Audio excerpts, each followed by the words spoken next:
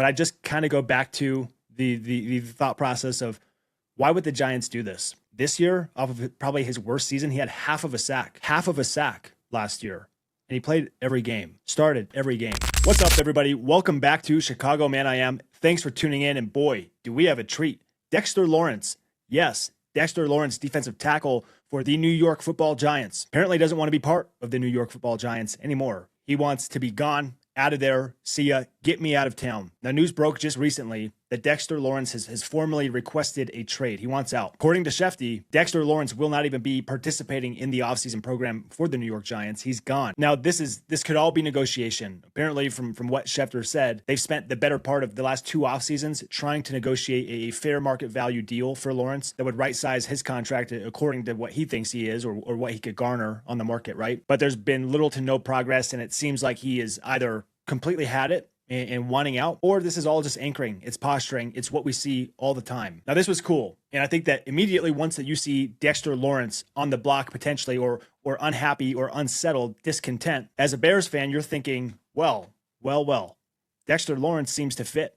He seems to be a perfect puzzle piece for that defensive line. He seems to be the prototype of what you would want in a Dennis Allen system. Put my hand up there. Look, I wanted Max Crosby, 100%. Wanted Max Crosby, but I'd be lying to you if I said that Dexter Lawrence is not a better fit or at least a better problem to solve right now for the Chicago Bears than Max Crosby, right?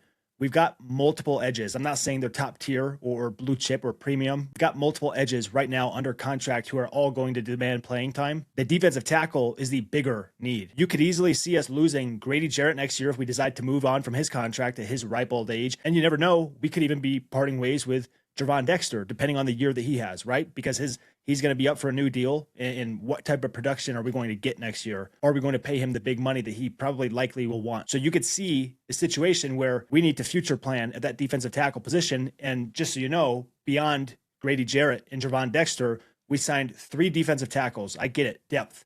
But they're not top tier. They're not starters, right? You don't expect them to be starting unless Grady Jarrett is injured this year, right? You expect us to very much be drafting defensive line and hitting defensive tackle. So open the door for Dexter Lawrence because the Bears will be banging that line. According to Easton Butler. Now, I don't like to quote Easton Butler, right? You look at who the hell this guy is. He's a Green Bay Packers source. Makes me a little bit skeptical. Makes me a little bit uneasy, questioning the authenticity of this report. But if you look at it, I mean, he says that several teams have already made contact, including the Packers, the Bears, the Jaguars, and the Bills. According to him, the Giants are expecting a Quinnen Williams type of package, right? To start a conversation, which is absolutely nuts. Batshit crazy. Red flags. Get away. Run away. Not a chance. Not a snowball's chance in hell would I pay 2 first-rounders. And he's actually coming off of a poor year. So let's just be honest. For the Giants, why would this make sense for them to trade Dexter Lawrence right now? If you were going to trade him, the better move would have been to trade him after last season, right? When he had a all-pro caliber year. I mean, he was top of his game, playing at his best. Right now, if the Giants dealt him, they'd be dealing or selling low. They'd be selling low. They wouldn't be able to get what they would want to get for him. Some people have said that the asking price is somewhere around a late first or an early second. Who really knows? But if it's a late first or an early second, would the Bears do that? Would we do that? Dexter Lawrence is way better than I would imagine what we would get at pick 25. Would you trade pick 25 for Dexter Lawrence? All day, all night and day. Not even a question. I wouldn't hesitate. It's a matter of if we can make the money work. Can we make the cap work? But we've been sufficiently prudent in our efforts and in our salary cap management. I mean, Ryan Poles even came out the other day talking about the preparation, the planning that they're doing for the contract that we're likely going to pay Caleb Williams, trying to make sure that we're setting ourselves up to be in a good situation, knowing what's coming, knowing what's looming there. Can we absorb a Dexter Lawrence? And he wants a new deal. What does that look like? I mean, he's already making $26 million a year this year, 28 next year. How much more does he want? But here's the big picture. This is the question. Does Dexter Lawrence fit our defense? 1, yes. Is it a position of need? 2, yes. Let's just be honest.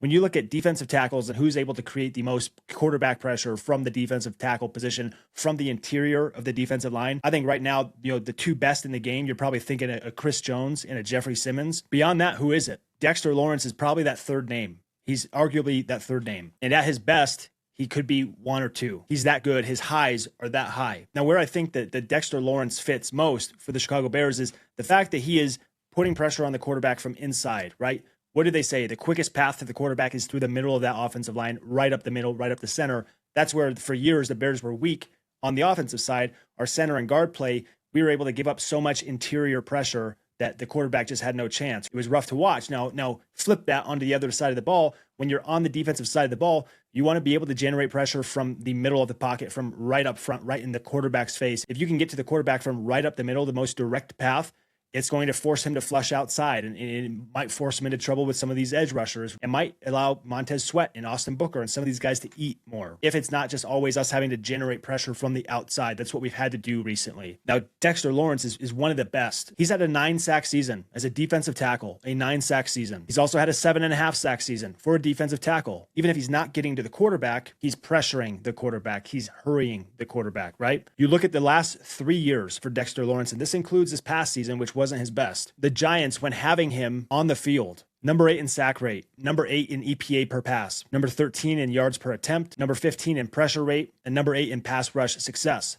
You take him off the field, you're number 30 in almost every statistical category. You're one of the worst. You're a bottom feeder without Dexter Lawrence on the field. Keep in mind, those guys have Kayvon Thibodeau. They have Abdul Carter. They have Brian Burns. They have more than capable edges. And you take Dexter Lawrence off that defensive line, you take him off the field, and those guys are handicapped. So what could he do in Chicago? That's the question. When we're thinking about Dennis Allen, the way that he wants to build his defensive line and the way that he wants to build his defense, he wants pressure from inside. He doesn't want just these mammoth space eaters. That's why Andrew Billings didn't fit like a glove. He fit great with Matt Eberflus. I loved Andrew Billings with Matt Eberflus. He was a run stuffer. He was great. He was tough. He plugged holes. With Dennis Allen, he wants his defensive tackles to be athletic. He wants them to be able to win their pass rushes, right? Win their pass duels, get to the quarterback, affect the pocket, create havoc, not just stuffing run gaps. And Dexter Lawrence does exactly that. And I will say, when you're looking at our team, I mean, we're struggling for pass rushers, but we're also just struggling for people to contribute to collapsing the pocket, right? Like last year, we had to generate so much pass rush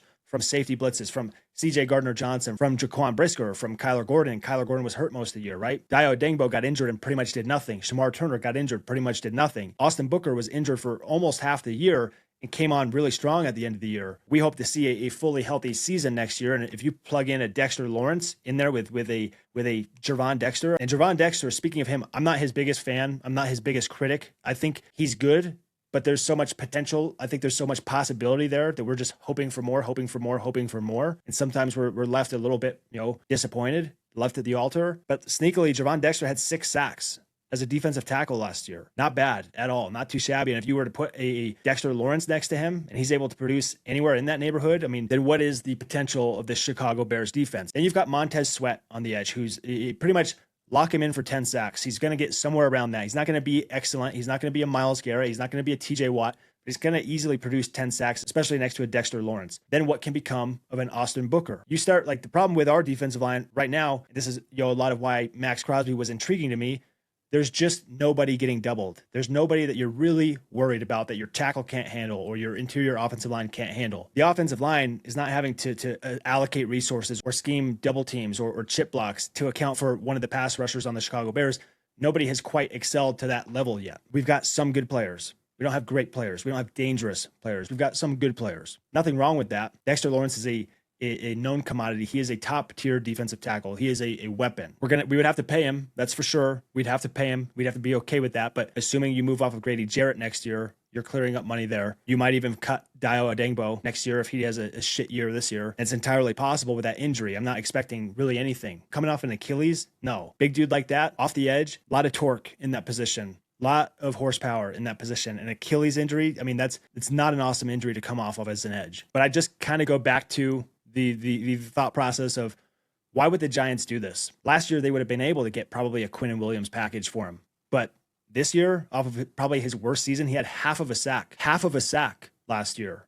And he played every game, started every game. By far and away, last year was a statistical anomaly when it comes to him. His production, he's established a pretty good baseline. Last year was a departure from the mean, not normal for him. He's 28 years old right now, and he's going to turn 29 in November. What I would hope is that we're signing him for this year, maybe a 3 to 4 year contract. You get him in his prime, because right now he is in his prime. He's 28, turning 29. You get him for 28, 29, 30, 31. And you never know, like with the Bears, with Caleb Williams, with Ben Johnson, with the way that we're ascending, when he's 30, when he's 31, we could be playing in Super Bowls, and this could be a Chris Jones type of run. You hope. That's the goal, right? You hope we're competing for Super Bowls, and you hope if we make a move for Dexter Lawrence, he brings us to that level. He makes our defense serious. And what I would hope is, let's say we do give up 25. Great. You've solved the defensive tackle problem. Now with 2 of those picks in the top 60, assuming we give one of them away, you have to get a safety because we don't have a starter there. You have to hit a safety and you have to get an edge. Maybe a linebacker, maybe second round, Jacob Rodriguez is there. Take him all day. Defensive tackle is a huge eyesore for us. And Dexter Lawrence is a sight for sore eyes. He fixes that problem immediately. Whereas if you're drafting a defensive tackle at 25 or 57 or 60, it's very much a roll of the dice. None of those guys are surefire hits, right? There's some risk involved with all of them. With Dexter Lawrence, I don't see really any risk. And you put him in a DA system, I think that guy eats. I'm not optimistic that the Giants are actually going to deal him. And I'm not optimistic that this is anything other than contract negotiation and Dexter Lawrence posturing and him just trying to build some leverage. But it's not beyond me to get excited about this, mainly because a guy like Dexter Lawrence or a guy like Jeffrey Simmons, I think does more to fix our defensive line than Max Crosby would have. And I was on the train for Max Crosby. I wanted him because I think he creates havoc. He wrecks offensive lines by himself. Dexter Lawrence has that same effect, but from the inside. Anything's possible. I mean, stuff's about to heat up. The draft is right around the corner. I would love to see Dexter Lawrence as a Chicago Bear. Bear down, baby.